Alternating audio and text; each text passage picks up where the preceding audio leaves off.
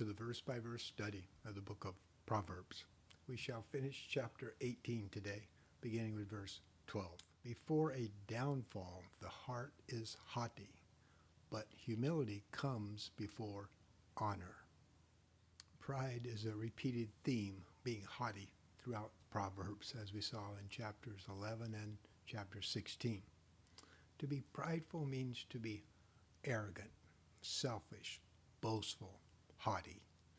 Is having that attitude of self-importance, of superiority, looking down on other people.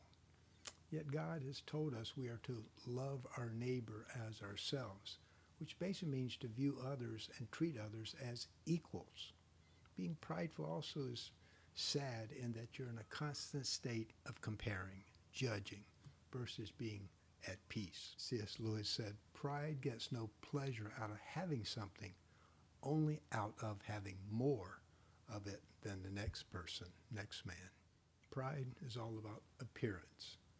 It's this desire to want to look right, to be perceived as right, while humility is more about a concern about doing right. Next, to answer before listening, that is folly and shame. To be prideful means by definition to be selfish, which means to have no patience to listen to others. Their opinion is all that matters. They want to be heard. They want to hear their own voice. Therefore, they're closed to listen to others.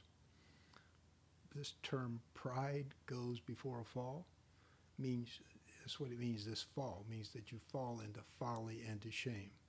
When you and I are focused on ourselves and have our ears, our eyes, and our heart closed to what's around us, we'll eventually stumble and fall. Next, the human spirit can endure in sickness, but a crushed spirit, who can bear? This verse is making a general statement, comparing physical and emotional suffering, and noting that emotional pain very much can be more challenging than physical sickness. A crushed or broken spirit is a person that lacks hope. They're in a perpetual state of worry, and that worry has replaced joy and peace. The prideful person is a person of anxiety. He or she is an anxious person, always focused on the negative. They've put themselves in trust in themselves, so deep down they're actually insecure, as opposed to the humble or the wise that have put their faith in God, and they have security. The heart of the discerning acquires knowledge, for the ears of the wise seek it out. To be discerning means to have a humble and open heart. God will bless that heart with both wisdom and insight. And God's wisdom is beginning of understanding. And that beginning begins with admitting we do not have all the answers. It begins with humility. Verse 16, a gift opens the way and ushers the giver into the presence of the great. It gives access. This verse is a little bit obscure, but scholars believe it's speaking about a general statement of bribery, that giving a bribe gives you access to power. It's the same theme we saw back in the previous chapter. We'll see again in chapter 21. This term gift implies a bribe, and that was customary in this day and age for the rich to gain favor and access to power and their own sense of justice, to pervert justice with bribes. And the reason for this gift, of course, is to get something in return, which was common practice. But God is saying he does not condone this corruption because it's unfair to the poor. Again, Proverbs is pointing out that lack of God's wisdom corrupts a society. Verse 17, in a lawsuit, the first to speak seems right until someone comes forward and cross-examines. Again, we just have godly advice, godly wisdom, that we should reserve judgment until we've heard both sides.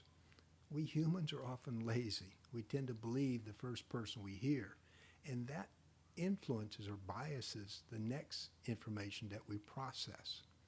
So God's wisdom here is talking about the fairness and justice, that when we first hear something, we should withhold judgment until all the facts are clear. Casting the lot settles disputes and keeps strong opponents apart. This too is just a general statement. Within this culture, if there was a dispute that couldn't be reconciled, sometimes it would be settled literally by flipping a coin or rolling a dice. They would agree to leave the decision in the hands of chance. And this kept strong opponents apart, meaning that if you flip a coin over a dispute, then you agree not to go to war over that issue. A brother wronged is more unyielding than a fortified city. Disputes are like the barred gates of a citadel. God's wisdom is reminding us to wrong someone that trusts us creates a very deep hurt, and that trust is not easily restored. Wisdom says we should very much honor all of our trust, all of our promises, all of our relationships, but especially to those that are close to us. Verse 20, from the fruit of their mouth a person's stomach is filled. With the harvest of their lips they are satisfied. Proverbs has much to say about our unguarded mouth, our unguarded words. But here is actually positive. The author is reminding us that the words from a godly heart can also be encouraging and edifying. The wisdom saying that the difference is indeed the heart, the motivation. The motivation of our words will influence the impact they have. The tongue has the power of life and death, and those who love it will eat its fruit. The verse is telling us that our tongue has power, meaning that it has an ability to choose. It is within our power to choose words that either give help or give harm. That's why in Matthew 12:36 we are warned that in the day of judgment, you and I will be held accountable for the careless words that we choose. Next, there's a new theme being introduced, a consistent theme as we'll see for the balance of the book of Proverbs. He who finds a wife finds what is good, and receives favor from the Lord. The syntax, the wording structure of this verse is a bit awkward. A more literal translation would be the person that chooses a good wife or a good husband will be blessed. Good here means the opposite of a fool or someone that is prideful and lacks godly core values. We'll see in chapters 19, 21, and 25 that being married to a fool does not bring blessings. It only brings contention. Contention means this constant arguing or grumbling, which Proverbs calls a constant dripping. It says it's better to live outside on top of the roof alone rather than under the same roof with a quarrelsome or contentious spouse. The poor plead for mercy, but the rich answer harshly. The rich, when they are in trouble with the law, they're arrogant and rebellious because they have their pride and they have their power because of those bribes. Yet the poor do not have access to bribes nor influence. Therefore, all they can ask for is mercy. Our last verse reads, one who has unreliable friends soon comes to ruin, but there is a friend who sticks closer than a brother. As you probably know, there are two kinds of friends in life.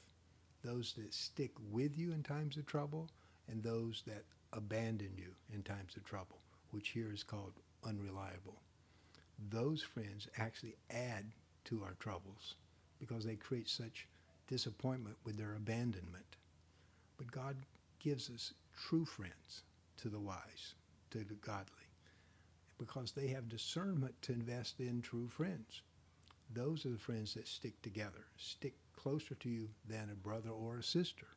This type of friend is a gift from God, and you in turn are called to be the same type of friend to them. As we'll see in Proverbs 27:10, we are called never to abandon a friend. A friendship is such a beautiful gift from God. In In fact, in John 15:13, Jesus gave us permission to call him our friend. On that happy note, we shall close chapter 18. We'll pick up chapter 19 next week. Until then, may God bless you, bless your family with both grace and peace. Aloha.